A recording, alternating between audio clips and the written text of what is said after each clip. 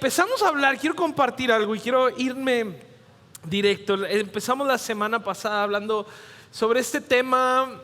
La serie se tituló Las preguntas de Jesús, ¿no? Y es el segundo mensaje al respecto. Y me encanta. Y bueno, estamos estudiando el Evangelio de Lucas, ¿sí? O sea, obviamente los otros evangelios tienen también mismas preguntas, otras diferentes, pero en específico agarramos a Lucas. Y hay varias cosas muy importantes que ver. Creo que la razón que el Espíritu Santo inspira a personas como Lucas o a los evangelistas a escribir tantas preguntas, y sobre todo en Lucas ves toda esta dinámica que llega gente a preguntarle cosas a Jesús y sobre todo cuestionándolo, y Jesús, en vez de nada más responder con una respuesta sí, no, mañana, lo que sea, respondía con preguntas también. Porque la intención de Jesús no era, no es nada más por darte la respuesta a la pregunta X. Por ejemplo, cuando llegaban con Jesús a decirle, oye, es que es válido sanar en el día de reposo, y pues la respuesta pudo haber sido muy sencilla, sí o no, y ya. Pero Jesús voltea y responde con otras preguntas, ampliando más el mismo cuestionamiento. ¿Por qué? Porque él quería. Lo que esto hace es que rompe muchos paradigmas de cómo queremos que Dios sea, de cómo le estamos tratando de definir a Jesús que Él tiene que ser. Y es la invitación al mismo tiempo de Jesús diciéndonos: conozcan lo que realmente soy, conozcan verdaderamente mis caminos. Entonces, acompáñame a Lucas capítulo 8, porque estuve debatiendo conmigo mismo mucho, y más quiero orar primero acerca de este segundo mensaje, de esta pregunta. Sí, entonces oramos. Señor, gracias por tu presencia en medio de nosotros, por tu Espíritu, porque tú estás aquí para romper cadenas, para traer libertad, para traer sanidad, para levantarnos, fortalecernos, Señor. Y Espíritu Santo, yo pido que seas tú quien hable, Señor. Todo lo que quiera distraer, todo lo que quiera, Señor, detener lo que tú quieres hacer, es echado fuera en el nombre de Jesús. Y eres tú quien está aquí para hablarnos, Señor. Así que haz tu obra, Jesús. El día de hoy háblanos, te damos a ti todo el lugar, en el nombre de Jesús. Amén, amén. Lucas capítulo 8. Sí, hay dos escenas donde, vamos a leer a partir del 26, pero hay dos escenas donde Lucas registra a demonios haciéndole esta pregunta a Jesús. Sí, entonces vamos a hablar de demonios, aunque no sea Halloween. Sí, en Halloween volvemos a hablar de demonios. Pero se me hizo bien interesante que en ambas ocasiones, Lucas 4 y Lucas 8, los demonios le hacen la misma pregunta. Entonces quiero entrar y vamos a leer el 8, 26, aunque sí voy a mencionar un poquito de cosas del 4. Dice: entonces navegaron hacia la puerta de los Gadarenos, que está al lado opuesto de Galilea. Sí, ahora, paréntesis, el otro endemoniado estuvo del lado de Galilea, sí, ahora está liberando un endemoniado del lado de los Gadarenos, sí, opuestos en el lago. Y hay cosas que estudiar de eso, pero eso estúdialo ya después en tu casa, ¿sí? ¿Qué pasó en uno y qué pasó en otro? Dice: cuando Jesús bajó a la tierra, le salió al encuentro un hombre de la ciudad poseído por demonios. Una manera también de traducirlo es por un espíritu inmundo o espíritus inmundos, y que por mucho tiempo no se había puesto ropa alguna, ni vivía en una casa, sino en los sepulcros. Al ver a Jesús, gritó y cayó delante de él, y dijo en alta voz: ¿qué tienes tú que ver conmigo, Jesús, el Hijo del Dios Altísimo? Bueno, y le dice: y te ruego que no me atormentes, que eso no entiendo bien por qué y cómo. al rato le preguntamos, Mike, mi cuñado y mi hermana Stephanie estudiaron teología, como 3 maestrías, entonces les pueden preguntar a ellos al rato. Pero esa pregunta, ¿no? Esa pregunta es la misma que le hacen en Lucas 4, este otro tipo endemoniado que voltea y le dice, tú y yo, ¿qué tenemos que ver? En un sentido, ¿no? En un sentido de mucho desprecio, en un sentido de decirle, tú y yo no tenemos nada que ver. O sea, no es algo pasivo, no es algo bonito como así estar en paz, hey, cada quien por su lado y vamos a estar tranquilos. No, es una agresión absoluta de decir, ¿qué tienes tú que ver conmigo? Lárgate de aquí, no te metas conmigo. Pudiera ser algo de eso. O sea, es una conversación bastante fuerte. Se me hace tan interesante que en las 2 escenas de conversaciones con demonios, los dos le hacen exactamente la misma pregunta. Y creo que tiene algo ahí. Ahorita lo quiero comentar, pero estaba pensando en esa pregunta. ¿Por qué le preguntaría eso? O sea, ¿por qué no otra cosa? Y orando bastante, y pensé mucho y estudié bastante. Ya me volvía loco esta semana. Pero recuerdo quién más hizo esto. ¿Quién más hizo esta pregunta? O a lo mejor no fue en forma de pregunta, pero es exactamente el mismo espíritu, ¿sí? Y me acordaba de Adán y Eva, ¿sí? Adán y Eva voltearon en el huerto y básicamente esto fue lo que le dijeron a Dios. Le dijeron a Dios, hey, tú y yo no tenemos nada que ver.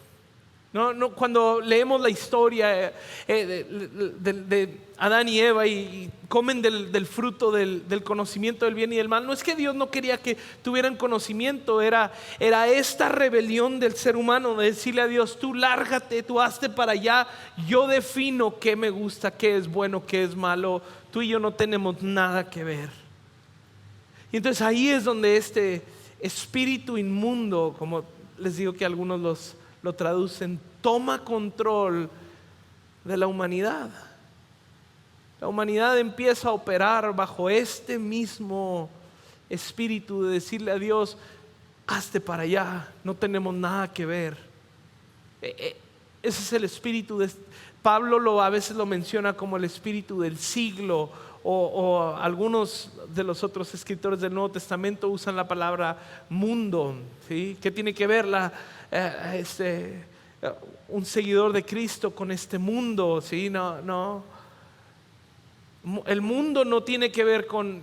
Me cae mal que cristianos a veces usamos frases tontas y lo menciono cada rato, como que mencionamos mundo.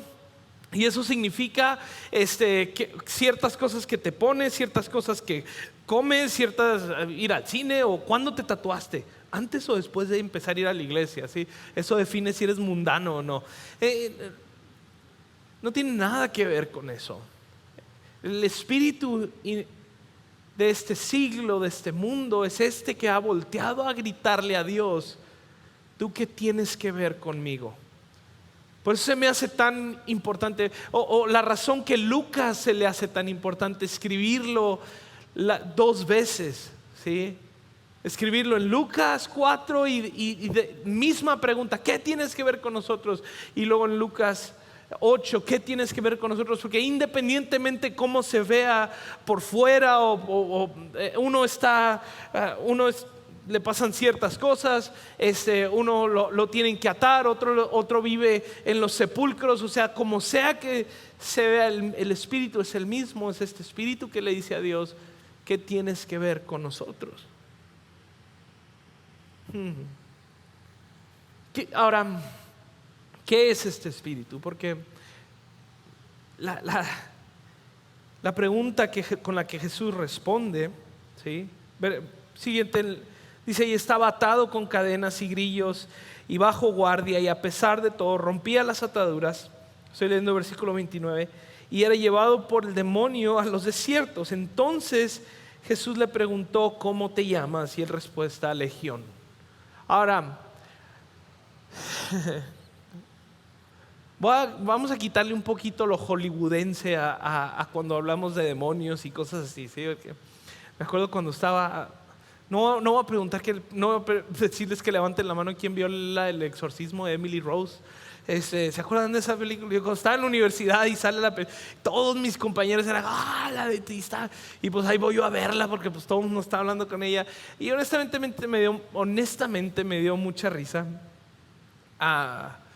El chiste es que en cuanto se tocaban así piel con piel, se le pasaba el chamuquillo. Estaba bien tonto. Por eso no veo películas de demonios, me hacen bien tontas.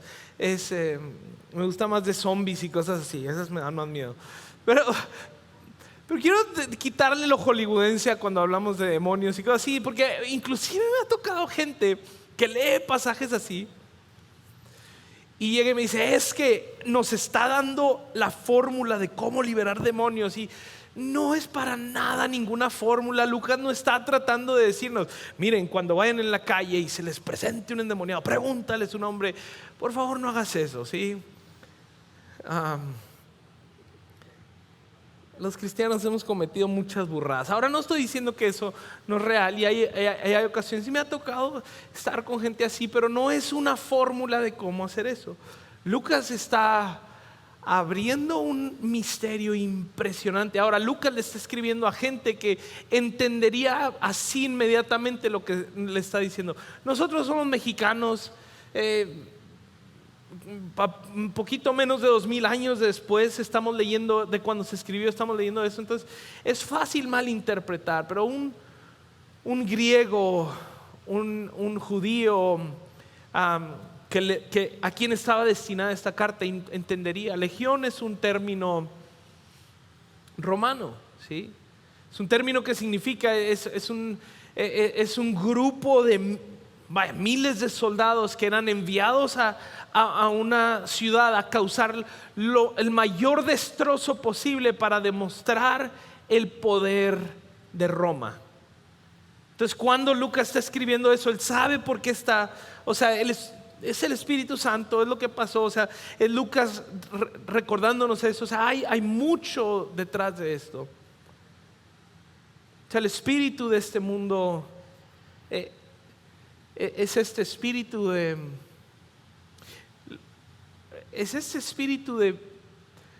de violencia. Es este sistema, es como Roma. Y se me hace tan interesante Roma porque es el imperio más poderoso, ¿sí? Es el imperio con el poder de un ejército más grande, más fuerte, más temeroso de todo el planeta en ese entonces. Sin embargo, el César o el emperador tiene que tener a alguien que pruebe la comida antes que él porque le tiene miedo. Entonces, por un lado es violencia y fuerza y poder, y yo estoy por encima de todos. Y por el otro lado es un niño aterrorizado de que si le echaron algo en el vaso de agua. En cierta forma podemos ver, ese es el espíritu de este mundo. Ahora hay más a eso, porque Lucas se va a este grado de describirnos un poquito la escena de este hombre, donde voltea y lo dice, tenía un montón de tiempo que no se había puesto ropa alguna y no vivía en casa, sino que vivía en los sepulcros. O sea, totalmente deshumanizado, básicamente volteado a ser solo un poco más que un animal. Porque eso es lo que hace el espíritu de este mundo, te deshumaniza. Dices, ¿cómo? Pues me recordaba veces que me han platicado historias, o me ha tocado hablar con gente donde ves hermanos casi matándose por una herencia, totalmente despojados de su humanidad ya, o gente en el lecho de su muerte, ancianos y gobernados por un enojo contra sus hijos o contra alguien que les hizo algo, totalmente despojados de su humanidad, o hijos totalmente encadenados por un coraje o por una sed de venganza contra lo que les hizo su mamá, su tío, su alguien que a veces ya ni están en este planeta. pero están gobernados completamente por eso, totalmente despojados de su humanidad. Este espíritu del que Lucas está describiendo, el que le dice a Dios: no queremos nada contigo, es uno que voltea y dice: yo voy a establecer mi voluntad por mi propia fuerza. Yo voy a manipular a quien tenga que manipular. Yo voy a aplastar a quien tenga que aplastar. Yo voy a ver a mi prójimo como un objeto, con tal de conseguir lo que quiero, lo que siento, lo que pienso que es bueno para mí. Y el resultado siempre es que termina la raza humana despojada de su humanidad.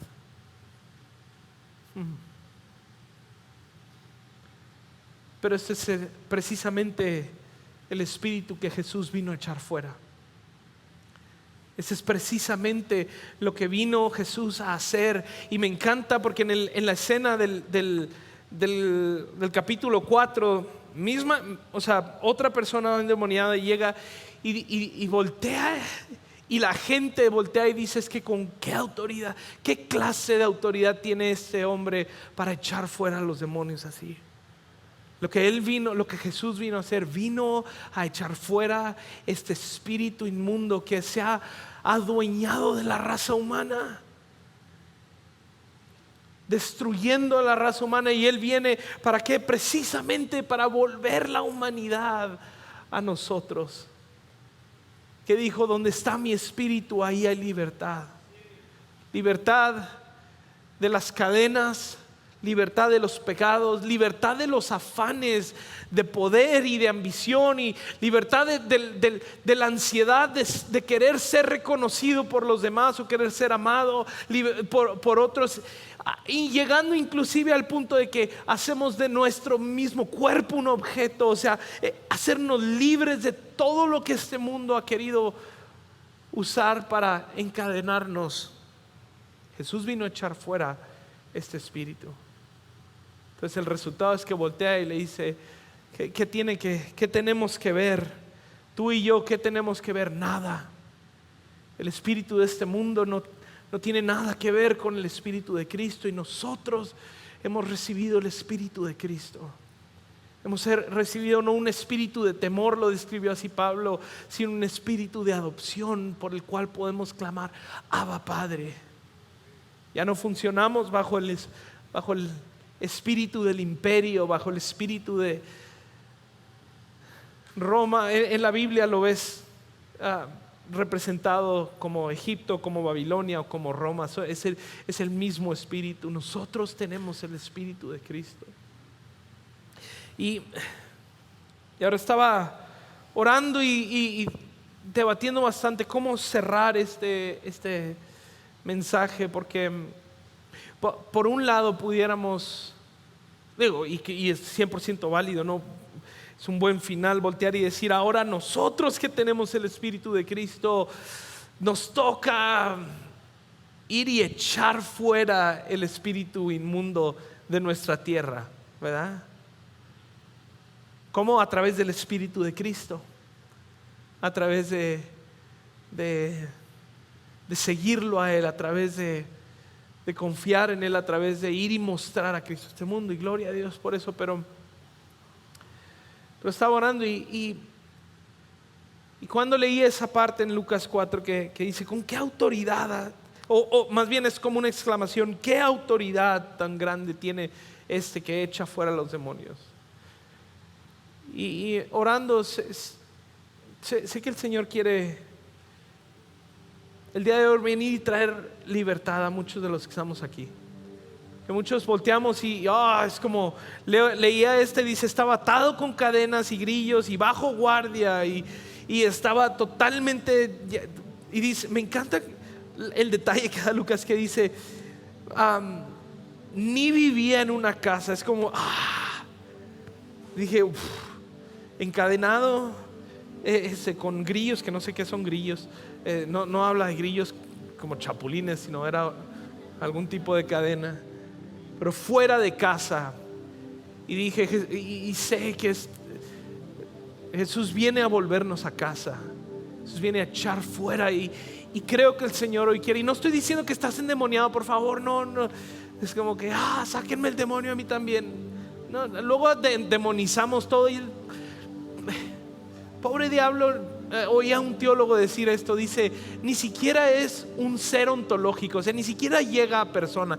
No quiero darle importancia o valor, eso es parte del error que hacemos, pero sí hay aunque el espíritu de este siglo y el espíritu de este mundo ha sido vencido, y Jesús venció en la cruz, sigue siendo astuto y sigue metiéndose en muchos de nosotros, y sigue el enemigo con todo su ser tratando de encadenarte y encadenarme a mí en pecados, en faltas de perdón, en afanes por venganza, en trampas de manipular a otros, en mil y una cosas. Y Cristo quiere venir y quitar todo el espíritu inmundo de nosotros y llenarnos de su espíritu, que es un espíritu de generosidad, es un espíritu de perdón, que perdona hasta 70 veces 7 en un solo día, un espíritu de amor, un amor a Dios, un amor al prójimo que supera la bondad humana y la manipulación humana, un espíritu de paz que sobrepasa todo entendimiento, un espíritu como el de Cristo que ha vencido a este mundo. Entonces yo quisiera orar, ¿sí? Entonces, ¿por qué no nos ponemos de pie? Y que el día de hoy te presentes delante de Él y que al contrario de cómo este espíritu, este hombre llega y lo primero que le dice a Jesús, ¿qué tienes que ver con nosotros? Nosotros volteamos y rechazamos esa mentalidad, esa pregunta. Nosotros no operamos bajo el espíritu de este mundo, sino que nosotros operamos bajo el espíritu de Cristo, y en vez de voltear y decir ¿qué tienes que ver con nosotros?, le decimos: Señor, tú tienes todo que ver conmigo, mi vida te pertenece, mi corazón te pertenece, Señor. Y Padre, hoy echamos, Señor, hoy renunciamos al espíritu de este mundo, Señor, a los afanes de poder, a vivir bajo los temores, Señor, de este mundo. Hoy echamos fuera de nuestro corazón toda estrategia de manipulación. Padre, hoy perdonamos en vez de aferrarnos a venganza, Señor. Hoy soltamos, hoy volteamos y estamos contentos con lo que tenemos hoy, en vez de estar afanados por avaricias y envidias y todas esas cosas. Hoy renunciamos a la estrategia de este mundo de hacer un objeto a las personas, de objetizar a otros, objetizarnos a nosotros mismos. Padre, hoy escogemos tus caminos, Señor. Espíritu Santo, hoy confiamos en ti, hoy ponemos nuestra esperanza en ti, en tu nombre, porque en tu nombre hay libertad, Señor, y en tu nombre hay poder, Señor. Tu nombre es sobre todo nombre, y no hay otro nombre dado a los hombres mayor que este, en el cual hay libertad, hay salvación. Y Jesús, hoy venimos, hoy pedimos, todo aquel que está bajo cadenas, Señor, que está bajo cadenas donde no puede liberarse de ciertos pecados, que no puede dejar de reaccionar con las mismas iras, que no puede soltar, Señor, un dolor interno, que no puede perdonar. En este momento, en el nombre de Cristo Jesús, declaramos libertad, que es echado fuera el espíritu de este mundo que ha venido a atar y deshumanizar y encadenar. Pero en tu nombre, Señor, y tú estás aquí, y donde tú estás, allí hay libertad. En tu nombre declaramos, Señor, completa libertad.